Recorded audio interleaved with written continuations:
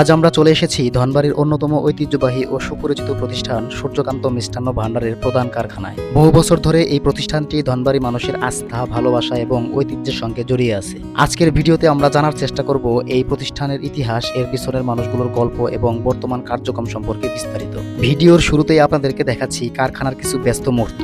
বড় বড় পাত্রে দুধ নামানো হচ্ছে, সারি সারি দইয়ের খুঁটি সাজানো রয়েছে, আর অভিজ্ঞ কারিগররা নিজ নিজ কাজে ব্যস্ত। প্রতিদিনের এই কর্মযজ্ঞের মধ্য দিয়েই তৈরি হয় নানা ধরনের মিষ্টি। তবে একটি প্রতিষ্ঠানের বর্তমান দেখলেই তার পুরো গল্প জানা যায় না।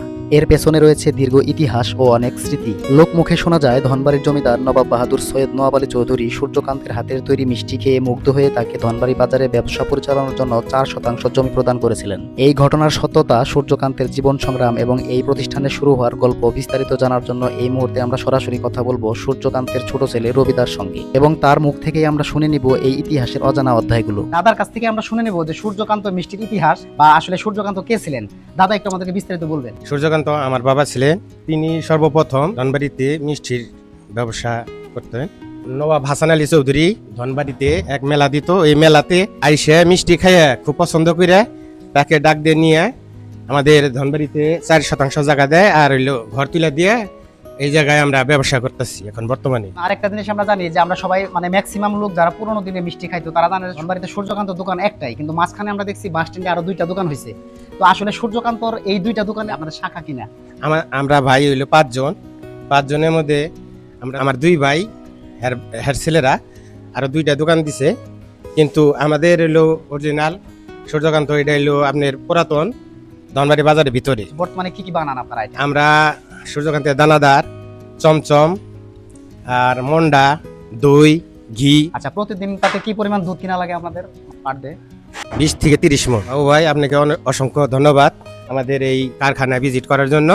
আপনাকে অশেষ ধন্যবাদ। রবিদার কাছ থেকে আমরা জানতে পারলাম কিভাবে সূর্যকান্ত নিজের দক্ষতা, সততা এবং পরিশ্রমের মাধ্যমে ধনবাড়িতে একটি সম্মানজনক অবস্থান তৈরি করেছিলেন। তার হাতের তৈরি মিষ্টি মানুষের কাছে এতটাই জনপ্রিয় হয়ে উঠেছিল যে ধীরে ধীরে এটি একটি ঐতিহ্যে পরিণত হয়। শুধু ধনবাড়ি নয়, সময়ের সঙ্গে সঙ্গে টাঙ্গাইল সহ আশপাশের বিভিন্ন এলাকার মানুষও সূর্যকান্তের মিষ্টির সঙ্গে পরিচিত হয়ে ওঠেন। আজও অনেক মানুষ ধনবাড়িতে এলে এই নামের মিষ্টি কিনে নিয়ে যান, যা প্রজন্মের পর প্রজন্ম ধরে অর্জিত আস্থারই প্রমাণ। বন্ধুরা, এখানে একটি বিষয় পরিষ্কার করা প্রয়োজন। বর্তমানে ধনবাড়ি বাজারের মূল দোকানের পাশাপাশি ধনবাড়ি বাসস্ট্যান্ড এলাকায় সূর্যকান্ত নামের আরো 2টি দোকান রয়েছে। অনেকের মধ্যে এ নিয়ে বিভ্রান্তি দেখা যায়। আসলে 3টি দোকানই সূর্যকান্তের পরিবার ও বংশধরদের পরিচালনায় রয়েছে। ধনবাড়ি বাজারের দোকানটি সূর্যকান্তের নিজের হাতে গড়া মূল ঐতিহ্যবাহী প্রতিষ্ঠান, আর বাসস্ট্যান্ডের দোকানগুলো তারই উত্তরসূরিদের উদ্যোগে পরিচালিত হচ্ছে।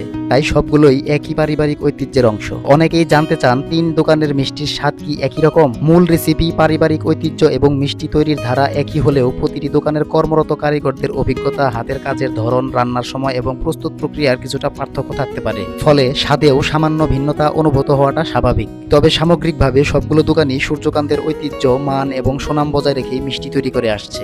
বন্ধুরা, এবার আমরা কথা বলবো এই প্রতিষ্ঠানের দীর্ঘদিনের অভিজ্ঞ ও সিনিয়র কারিগর উত্তম দাদার সঙ্গে, এবং তার কাছ থেকে জানার চেষ্টা করব প্রতিদিনের উৎপাদন কার্যক্রম, কত পরিমাণ দুধ ব্যবহার করা হয়, কি কি মিষ্টি তৈরি হয় এবং এত বছর ধরে মানুষের আস্থা ধরে রাখার রহস্যটা কি। আমরা সকালবেলা মন্ডা বানাই, দই বানাই, তারপরে মনে করেন যে বিকালবেলা মিষ্টি বানাই, রসমালাই, ঘি।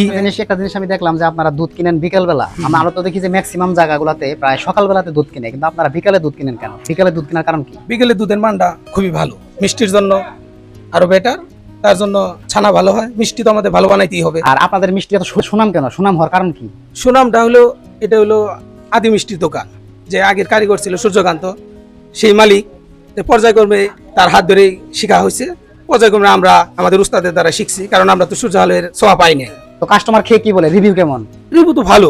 পুরানো দোকান, কিছু খারাপ হলে তো অবশ্যই বলবে। আচ্ছা, বর্তমানে মিষ্টি কত করে কেজি আপনাদের? আমাদের মিষ্টি হলো 350 টাকা। আর দই? দই হলো 250 টাকা কেজি। আর মন্ডা? মন্ডা 600 টাকা। রসমালাই? রসমালাই 500। ঘি? ঘি হলো 1400। আর কালো জাম তো মনে হয়? হ্যাঁ, কালো জাম একই, লাল মিষ্টিও একই, সব 350 টাকা। উত্তমদার কাছ থেকে আমরা জানতে পারলাম প্রতিদিন বিপুল পরিমাণ দুধ ব্যবহার করে বিভিন্ন ধরনের মিষ্টি তৈরি করা হয়। বছরের পর বছর ধরে একই মান বজায় রাখার চেষ্টা করেছেন তারা। আর সেই কারণে স্থানীয় মানুষ থেকে শুরু করে দূর দূরান্তের ক্রেতারাও এই প্রতিষ্ঠানের প্রতি আস্থা রেখে আসছেন। ধনবাড়ির ঐতিহ্য, সূর্যকান্তের কর্মময় জীবন, তার উত্তরসূরিদের প্রচেষ্টা এবং কারিগরদের অক্লান্ত পরিশ্রম মিলেই আজকের এই সূর্যকান্ত মিষ্টান্ন ভাণ্ডার। একটি মানুষের হাতে শুরু হওয়া এই পথ চলা আজও একই পরিবারের মাধ্যমে এগিয়ে চলেছে এবং ধরে রেখেছে বহু বছরের ঐতিহ্য। ঐতিহ্য।